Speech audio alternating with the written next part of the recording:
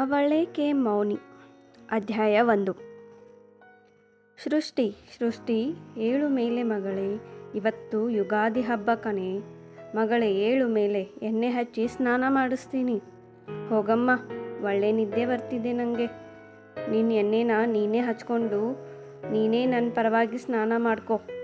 ಲೇ ಕತ್ತೆ, ಹಬ್ಬದ ದಿನ ಬೈಬಾರ್ದು ಅಂತ ಇದ್ದರೆ ನನ್ನ ಬಾಯಲ್ಲಿ ಬೆಳಗ್ಗೆನೇ ಸುಪ್ರಭಾತ ಬರೋ ಹಾಗೆ ಮಾಡ್ತೀಯಲ್ಲ. ಈಗ ಮೇಲೆ ಎದ್ರೆ ಸರಿ, ಇಲ್ಲ ಅಂದರೆ ನೋಡು, ನಾನೇ ಬೆಡ್ಶೀಟ್ ಎಳೆದು ಒಂದು ಬಕೆಟ್ ತಣ್ಣೀರು ತಂದು ನಿನ್ನ ಮೇಲೆ ಸುರಿತೀನಿ. ಅಮ್ಮ ಬೇಡ ಎಂದು ಮೇಲೆದ್ದು ಕುಳಿತಳು ಸೃಷ್ಟಿ. ಸುತ್ತ ನೋಡಿದಳು, ಯಾರೂ ಇಲ್ಲ. ಅಮ್ಮ ಅಮ್ಮ ಎದ್ದೆ ಬಾ ಅಮ್ಮ ಎಂದು ಕೂಗಿದಳು. ಅಮ್ಮನ ಸುಳಿವೇ ಇಲ್ಲ. ಇದ್ದರೆ ಅಲ್ಲವೇ ಬರೋಕೆ ನೀನು? ಯಾಕಮ್ಮ ನನ್ನ ಅಪ್ಪನ ತಮ್ಮನ ಒಂಟಿ ಮಾಡಿ ಹೋದೆ? ನೀನಿರಬೇಕಾಗಿತ್ತಮ್ಮ ಎಂದು ಕೂತಲ್ಲೇ ಕಣ್ಣೀರು ಹಾಕಿದಳು ಪಾಪದ ಹುಡುಗಿ. ಸೃಷ್ಟಿ, ಬಾ ಮಗಳೇ ಬೇಗ, ನನಗೆ ಹಾಗೂ ಮನುಗೆ ಎಣ್ಣೆ ಹಚ್ಚು ಬಾ ಅಮ್ಮ. ಅಕ್ಕ, ಎಷ್ಟೊತ್ತು ಮಲಗ್ತೀಯ, ಬಾರೆ ಇಲ್ಲಿ ನಿನ್ನ ಕೈಯಲ್ಲಿ ಎಣ್ಣೆ ಹಚ್ಚಿಕೊಂಡು ಸ್ನಾನ ಮಾಡೋಕ್ಕೆ ಕಾಯ್ತಾ ಇದ್ದೀವಿ. ತನ್ನ ಮನದ ನೋವು ಅಲ್ಲೇ ಬಚ್ಚಿಟ್ಟು ಮೇಲೆದ್ದು ಬಂದಳು. ಬಂದೇ ಇರೋ ಮನು, ಎಣ್ಣೆ ಬಿಸಿ ಮಾಡಿ ತರ್ತೀನಿ ಇರು. ಬೇಗ ಕಣೆ ಅಕ್ಕ. ಅಪ್ಪ ಅಂತೂ ಇಡೀ ವರ್ಷದ ತಲೆನೋವು ಮೈಕೈ ನೋವು ಇವತ್ತು ಕಡಿಮೆ ಆಗುತ್ತೆ ಅಂತ ಕಾಯ್ತಾ ಇದ್ದಾರೆ. ಹಾಂ ಎಂದು ತಲೆಯಲ್ಲಾಡಿಸಿದರು ರಘುನಾಥರು. ಇವರಿಬ್ಬರ ನಗು ನೋಡಿ ಸೃಷ್ಟಿ ತಾನು ನಗುತ್ತಾ ಎಣ್ಣೆ ಬಿಸಿ ಮಾಡಿ ತಂದು ಇವರಿಬ್ಬರಿಗೂ ಹಚ್ಚಿ ಸ್ನಾನಕ್ಕೆ ಬಿಸಿ ನೀರು ರೆಡಿ ಮಾಡಿದಳು. ತಾನು ಬೇಗ ಸ್ನಾನ ಮುಗಿಸಿ ಅವರ ಸ್ನಾನ ಆಗುವುದರೊಳಗೆ ಬೇವು ಬೆಲ್ಲದೊಂದಿಗೆ ಪೂಜೆ ಶುರು ಮಾಡಿದಳು. ನಮ್ಮ ಮನೆ ಮಹಾಲಕ್ಷ್ಮಿ ನೀನು ಮಗಳೇ. ನಿನ್ನಿಂದ ಇಂದು ನಾವು 3 ಹೊತ್ತು ನೆಮ್ಮದಿಯಾಗಿ ಊಟ ಮಾಡ್ತಾ ಇದ್ದೀವಿ. ಅದ್ಯಾವ ಜನ್ಮದಲ್ಲಿ ನೀನು ನನಗೆ ತಾಯಿ ಆಗಿದ್ದೀಯೋ ಗೊತ್ತಿಲ್ಲ, ಅದ್ಯಾವ ಋಣ ಬಾಕಿ ಇತ್ತೋ ಗೊತ್ತಿಲ್ಲ. ಈ ಚಿಕ್ಕ ವಯಸ್ಸಿನಲ್ಲೇ ಮನೆಯ ಎಲ್ಲ ಜವಾಬ್ದಾರಿ ನಿನ್ನ ಹೆಗಲ ಮೇಲೆ ಹಾಕಿಕೊಂಡು ನೋವು ಸಾವಿರಾರು ಇದ್ದರೂ ನಗುತ್ತಲೇ ನಮ್ಮನ್ನು ನಗಿಸುತ್ತಾ ಇದೀಯ. ನಿನ್ನ ನೋಡಿದರೆ ನೀನೇ ನನ್ನ ತಾಯಿ ಅನಿಸುತ್ತೆ ಎಂದು ರಘುನಾಥರು ಕಣ್ಣೀರು ತುಂಬಿಕೊಂಡರು.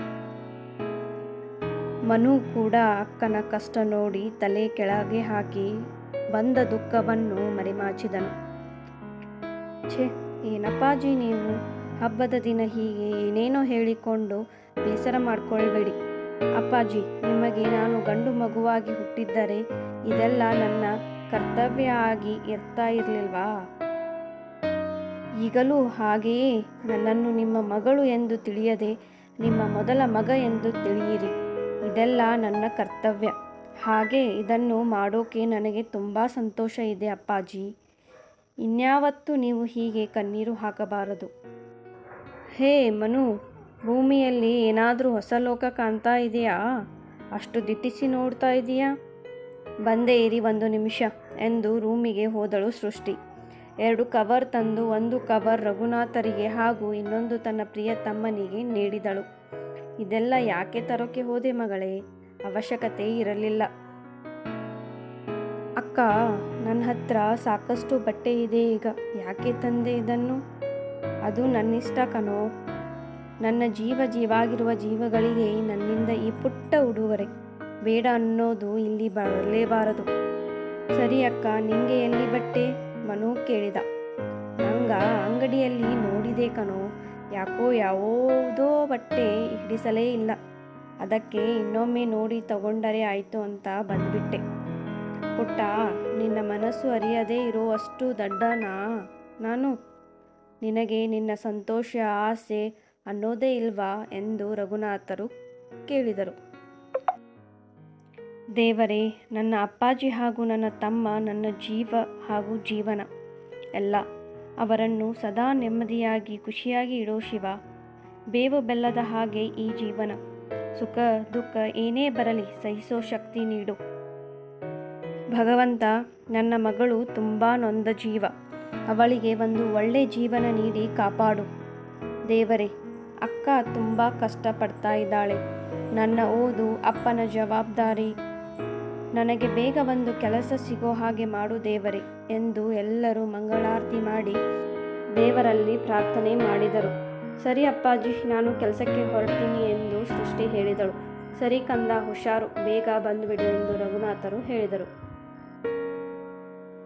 ಅಕ್ಕ, ಒಂದೇ ನಿಮಿಷ ಬಂದೆ ಎಂದು ಮನು ಒಳಗೆ ಹೋದನು. 10, 20, 50 ರೂಪಾಯಿಯ ಕೆಲವು ನೋಟುಗಳನ್ನು ಸೃಷ್ಟಿಯ ಕೈಗೆ ನೀಡಿದನು. ಅಕ್ಕ, ನೀನು ನನ್ನ ಖರ್ಚಿಗೆ ಅಂತ ಕೊಡ್ತಾ ಇದ್ದ ಹಣ ಇದು. ಇವತ್ತು ಹಬ್ಬ ಅಕ್ಕ, ಪ್ಲೀಸ್ ಬರಬೇಕಾದ್ರೆ ನೀನು ಒಂದು ಹೊಸ ಬಟ್ಟೆ ಕೊಂಡು ಬಾ ಎಂದನು ಮನು. ತಮ್ಮನ ಮಾತಿನಿಂದ ಅವಳ ಕಣ್ಣಲ್ಲಿ ನೀರು ಹರಿಯಿತು.